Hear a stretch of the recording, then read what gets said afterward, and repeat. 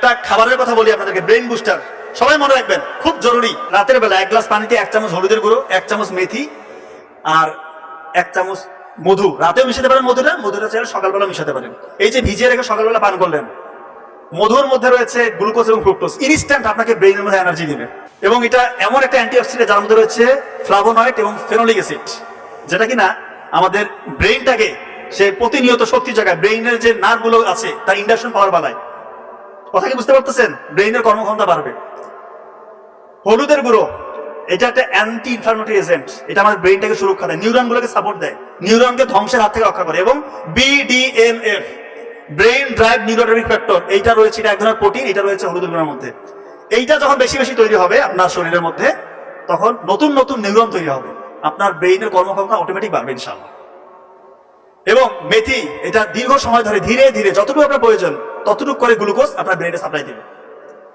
তার মানে এইটা যদি একসাথে আপনি খান, আপনার ব্রেইনের ক্ষমতা অন্যদের থেকে বহু গুণ ইনশাআল্লাহ বেড়ে যাবে। প্রতিদিন সকালে এটা খাওয়ার চেষ্টা করবেন, রাতে ভিজিয়ে রেখে সকালে খান। এখন বিজ্ঞানীরা বলতেছে, কেউ যদি কৃতজ্ঞতা প্রকাশ করে তার ব্রেইন থেকে ডোপামিন এবং সেরাটোনিন হরমোন রিলিজ হতে থাকে, তার অক্সিডেটিভ স্ট্রেস, ডিপ্রেশন, অ্যাংজাইটি, হতাশা সবগুলো কমতে থাকে ইনশাআল্লাহ। কথা কি বুঝতেছেন?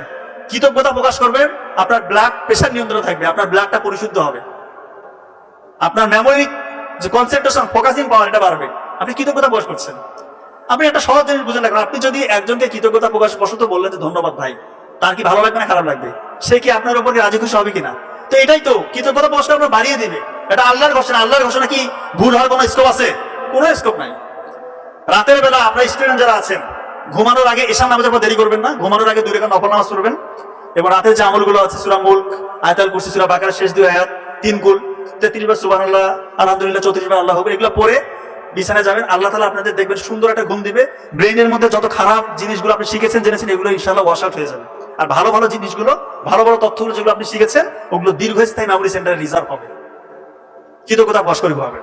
ভোরে উঠবেন, উঠেই আগে আলহামদুলিল্লাহ, উজিত করে আগে আবার নফল নামাজ। ভোরে উঠলে কি হবে? আমার ভাই ডক্টর নাবিল যথেষ্ট ভালো বলেছে, এগুলো নিয়ে অনেক আলোচনা করেছে, যে ভোরবেলা যদি উঠেন আপনার ব্রেইনের মধ্যে আলফা ওয়েভ তৈরি হয়। এগুলো তো আপনার সবাই জানেন, এখন মুখস্থ হয়ে যাওয়ার কথা।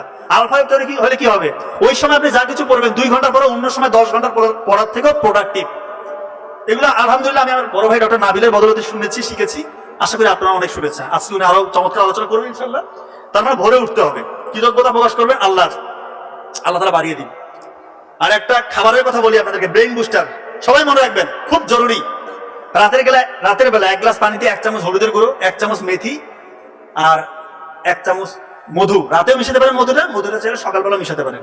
এই যে ভিজিয়ে রেখে সকালবেলা পান করলেন, মধুর মধ্যে রয়েছে গ্লুকোজ এবং ফ্রুক্টোজ, ইনস্ট্যান্ট আপনাকে ব্রেইনের মধ্যে এনার্জি দিবে। এবং এটা এমন একটা অ্যান্টিঅক্সিডেন্ট যার মধ্যে রয়েছে ফ্লাভোনয়েড এবং ফেনোলিক অ্যাসিড, যেটা কিনা আমাদের ব্রেইনটাকে সে প্রতিনিয়ত শক্তি জায়গায়, ব্রেইনের যে নার্ভগুলো আছে তার ইন্ডাকশন পাওয়ার বাড়ায়। কথা কি বুঝতে পারতেছেন? ব্রেইনের কর্মক্ষমতা বাড়বে। হলুদের গুঁড়ো এটা একটা অ্যান্টি ইনফ্লামেটরি এজেন্ট, এটা আমাদের ব্রেইনটাকে সুরক্ষা দেয়, নিউরনগুলোকে সাপোর্ট দেয়, নিউরনকে ধ্বংসের হাত থেকে রক্ষা করে। এবং BDNF, brain drive neurotrophic factor, এইটা রয়েছে, এটা এক ধরনের প্রোটিন, এটা রয়েছে হলুদের গুঁড়োর মধ্যে।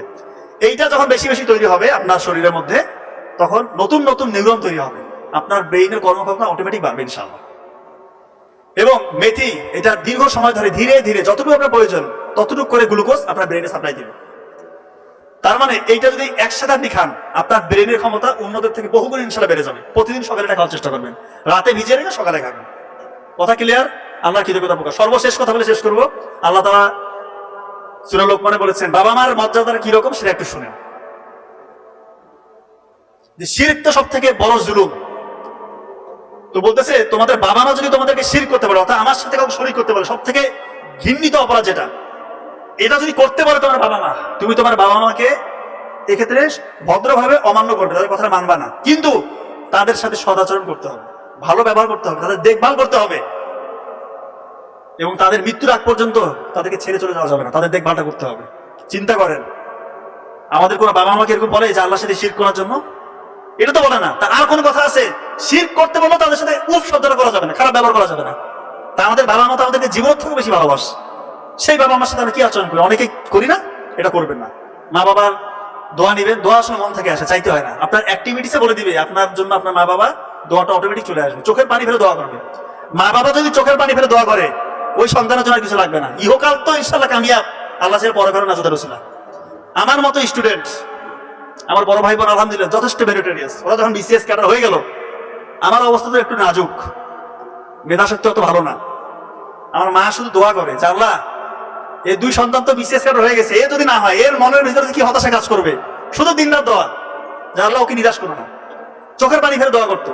তো বিসিএস এ যখন ভাইবা গেলাম, ভাইবা পরীক্ষা দিতে, যেগুলো আমি পড়েছি আল্লাহ তো ওগুলো আমাকে ধরেছে। এটা তো একটা মিরাকেল। প্রশ্ন কমন পড়া স্কুল আছে নাকি? কোথা থেকে ধরো কোনো ঠিক ঠিকানা আছে? আমি আল্লাহকে চাইছি আল্লাহ আমি যেগুলো থেকে পড়তেছি ওগুলো থেকে যেন আমাকে ধরে। সংবিধানটা আমি খুব ভালো পারতাম, সংবিধান থেকে আমাকে প্রশ্ন কথা দিতে পটাপট উত্তর দিচ্ছি। ওরা তো বলতেছে বাবা রে বাবা কি ব্যাপার, সংবিধান কোন অনুচ্ছেদে কি আছে না আছে একদম পটাপট বলে দিচ্ছি। বলতেছে বাবা তোমাকে যদি পোস্টিং দেই তুমি একটা খারাপ সিচুয়েশন হলে কিভাবে হ্যান্ডেল করবে? আমি তো তখনই বুঝে গেছি আমার চাকরি হয়ে গেছে। ভাইবা দিলে বুঝে যাবে যে আমার চাকরি হচ্ছে কিনা, ওদের অ্যাপিয়ারেন্স আপনি ওদের অ্যাপিয়ারেন্সে বুঝে ফেলবেন এবং আপনার নিজের মধ্যে কনফিডেন্স চলে আসবে। যখন ভাই ভাই বসবেন বিসিএস এর মতো বড় ভাই ভাই সামনে তিনজন সচিব পর্যায়ের স্যারেরা, তো আপনি বুঝে যাবেন আপনার হালতটা কি। তো সবসময় আল্লাহকে রাজি খুশির জন্য কাজ করতে হবে। আমরা যে কোনো কাজ করতে গেলে সত্যি বলছি নফল নামাজ পড়ে, এটা আমাদের মা শিখিয়ে দিত ছোটবেলা থেকে। যে কোনো ছোটখাটো বিপদ হোক, ছোটখাটো পরীক্ষা হোক, কোনো প্রোগ্রাম হোক, যে কোনো ক্ষেত্রে আমাদের মা একটা কথা বলতো, নফল নামাজ পড়ে যাও, সেজদায় যাও, সেজদায় গিয়ে আল্লাহকে বলে আল্লাহ সহজ করে দিবে। এবং এটা হচ্ছে আলহামদুলিল্লাহ। নাও যদি হয় তারপরে করতে হবে। এটা প্র্যাকটিক্যাল থাকে। গ্রামের মতো জায়গায় যেখানে মানে বিসিএস ক্যাডার হচ্ছে ওই সময় স্বপ্নের মতো, সেই জায়গা থেকে একই বাড়িতে তিন ভাই বোন তিনজনের বিসিএস ক্যাডার। এটা আমি কিন্তু আত্মপ্রচারণা করতেছি না, দয়া করে এটা ওইভাবে নেবেন না। আমি জাস্ট ব্যাপারটা বলছি যে আল্লাহর উপর যদি কেউ ভরসা করে তাহলে তার অবস্থাটা কি হইতে পারে, তার ক্ষতি নাই। দুনিয়াবো ইনশাল্লাহ কামিয়াব, সফল, পরকালও সফল। আমার মা আমাদেরকে এটা শিখাইছে এবং সৎ থাকতে হবে। সত্যি বলছি, আমি এটা গর্ব করে বলতে পারি আমার ইনশাল্লাহ অনেস্ট। 1 টাকা আমরা কখনো কারো খাই না, এটা গ্যারান্টি দিয়ে বলতেছি। 1 টাকা অবৈধ ইনশাল্লাহ আমাদের পরিবারে ঢুকে নেই এখন পর্যন্ত ইনশাল্লাহ। এটা আমাদের চ্যালেঞ্জ, এটা আমরা গর্ব করি। বহু স্কোপ এসছে, বহু স্কোপ ওটা আমরা দেখি না। ওগুলো আমাদের ওই লোভটা তো থাকতে হবে, ভিতর থেকে আসে না, ওই থেকে আসবে ওই লোভ। আমাদের মা বাবা ওইভাবে বড় করছে আমাদেরকে, আমাদের ভিতরে যে আল্লাহ তাআলা যেটা দিবে আমরা এটা দিয়ে খুশি। আল্লাহ তাআলা আলহামদুলিল্লাহ বাড়িয়ে দিচ্ছে।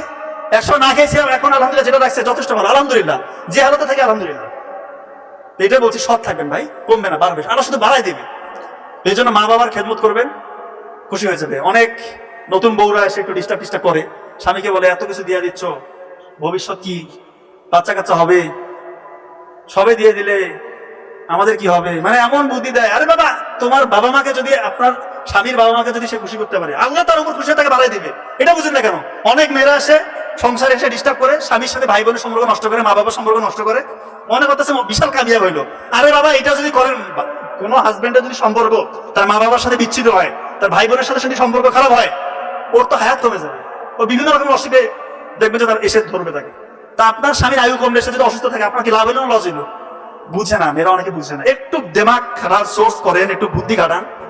সত্যি বলতেছি, আপনার স্বামীকে বলেন বাবা যা আছে দিয়ে দাও, আপনারই লাভ, আপনারই লাভ। আপনার স্বামীকে বলেন বাবা দিতে থাকো, তুমি যা ইচ্ছা দাও, খুশি থাকো, মন থেকে খুশিটা থাকতে হবে। সত্যি বলতেছি, আল্লাহ কমাবে না। দান করলে কেউ কমে? জাকাত কি? জাকাত মানে বৃদ্ধি পাওয়া। দান কি? সবথেকে বড় দান কি? বাবা মাকে দেওয়া। বাবা মাকে দেওয়ার থেকে বড় কিছু আছে পৃথিবীতে? মা বাবাকে দিবেন আপনি, এটা আবার কিসের কি? আল্লাহ তাআলা বাড়াই দিবে। মা বাবা কি টাকা কি অন্য কোথাও দিবে নাকি? ওগুলো তো আলটিমেটলি আপনার স্বামীরাই থাকবে, হাজব্যান্ডই থাকবে। এগুলো নিয়ে করবেন না, ছোট লোকই করবেন না। দয়া করে বলতেছি, মনটা একটু উদার করেন।